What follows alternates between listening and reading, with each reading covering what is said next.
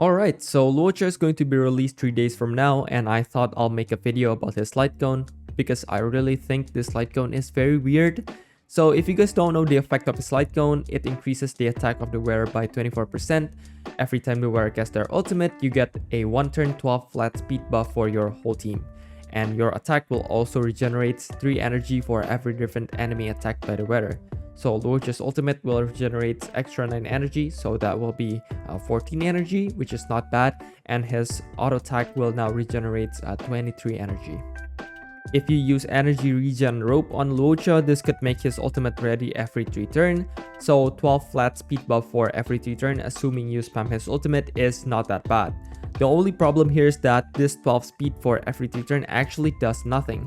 Well, not absolutely nothing, it provides your team to be able to outspeed the enemies. But usually when we're talking about speed in this game, you're looking to get an extra turn over a certain amount of cycles in the Forgotten Hall, especially 8 or 7 cycles.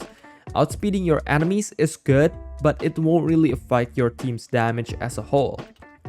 And if you know what you're doing when building speed, usually you are aiming for a certain breakpoints of speed, and if you already reached that breakpoint, 134 for example, that is a very popular breakpoint, you won't be getting any extra turn with this Lightcone speed buff, which is pretty underwhelming for a 5-star Lightcone.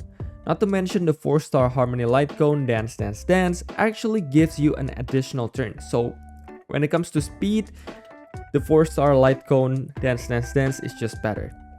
So the speed buff on this Lightcone is purely for defensive purposes or keeping up your debuff 100% of the time, for example, right? Moving first before your enemy means that you can heal or cleanse the enemy's buff before the enemies actually move. You can put the debuff and things like that.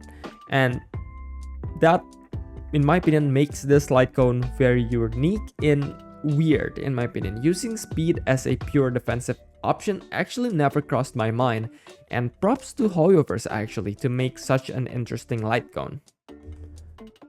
But is it a good Lightcone though? Well, the energy regen is really good for Luocha and other healers if you use energy regen rope on them.